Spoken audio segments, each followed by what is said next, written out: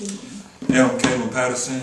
I'm a junior at UNC Chapel Hill, and my reaction to the video, I took the tour before in the class for a women's studies class, so it was kind of, I have certain feelings about, especially about the table when I walk past it. Now, I personally, if there's a monument somewhere, there's a reason it's there, so why sit on it or do anything, like all the stuff that they do on the table is, I've seen people sit on it, I've seen people make out on it, I've seen people put their feet on the bottom and scrape the paint off the slaves. So I get upset about stuff like that because a monument is put in a place to commemorate something for a particular reason. So why would you degrade it in such a manner as that? And then the fact that it is a table is even more degrading and doesn't help to show how big of a role that the slaves played on this campus as far as building it up. And then the monument behind, the monument with all the stereotypes is very, very bad because people are supposed to represent a particular type of person. The Asian being a violinist, not all Asians play the violin, not all of them are good at math. Not all black people play basketball. I'm a black man on the campus right now, and I'm here on a scholarship for a ride, Carolina Covenant Scholar. I don't play with a sport at all. And then as far as the graveyard, it just really got to me when I knew about the people parking on the graveyard and it's unmarked graves. I know that people didn't really respect when a black person died, so they just put it somewhere so they knew where it was. And people who knew who the people were that were buried there are long gone, so we don't have any record now. But it just really hit home with me when I knew about the people parking on the graves because they were trying to get to a football game, which was so much more important. And this is my feelings. Well spoken. Okay. What was your general knowledge of African Americans on the UNC campus before I gave you this tour? Extremely limited, other than obviously UNC basketball players, which I follow and cherish memories of watching them play.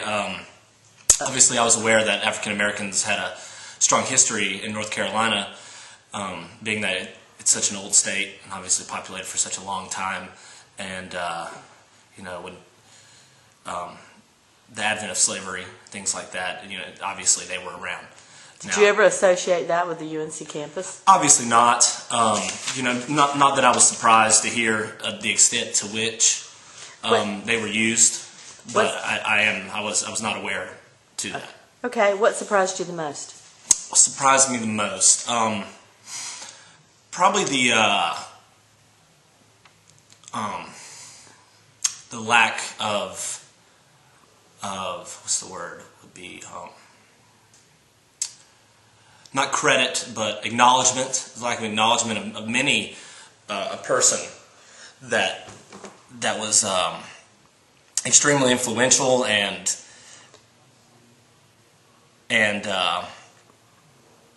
responsible for many of the buildings and the things that make Carolina great. The lack of acknowledgement in the white community of these African Americans. What did you find the most interesting out of this tour? The most interesting, it would certainly have to be the memorial, the one with the writing on the top, speaking of being bonded and free, with what's supposed to be slaves holding it up. And I found it most interesting probably because of the way in which they chose to memorialize these people. Mm-hmm. And I find it extremely fascinating that though many of the white monuments, by that I mean representing white people, many of the white monuments in Chapel Hill seem to be freestanding and not functional. And I find that it's strange to honor these people by making them continue to hold up white people's food or other people's food and use it as a functional table. I mean, I understand the need to use functionality throughout a campus, but I find it interesting. And was that the thing that outraged you the most?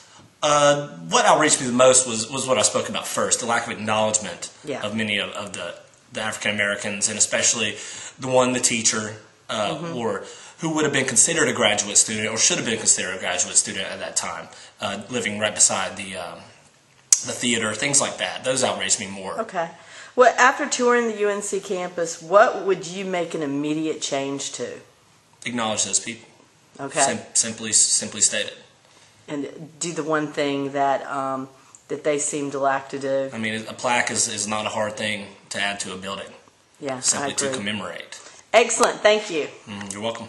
It's Crystal McCullough, and I am a junior here at UNC Chapel Hill. My problem with the Unsung Founders Memorial is that I feel like it's disrespectful to my ancestors because they went through hell to get where we are today. So I feel like it's very disrespectful for them to build such a very low type of memorial because it seems condescending to, you know, our race. And because Silent Sam is so tall, you know, it's kind of like he's kind of looking down on this table that was meant for our ancestors to be represented by. So that's all I have to say about that. Thanks. This is Holly, and Holly would like to give her general knowledge and thoughts about the Black and Blue tour that I gave her on the UNCCH campus. Well, hello. I always thought that UNCCH was always less discriminatory than what I would have thought. But sadly, after this tour, I'm much mistaken. After first touring the tribute to African Americans, I found it somewhat disturbing.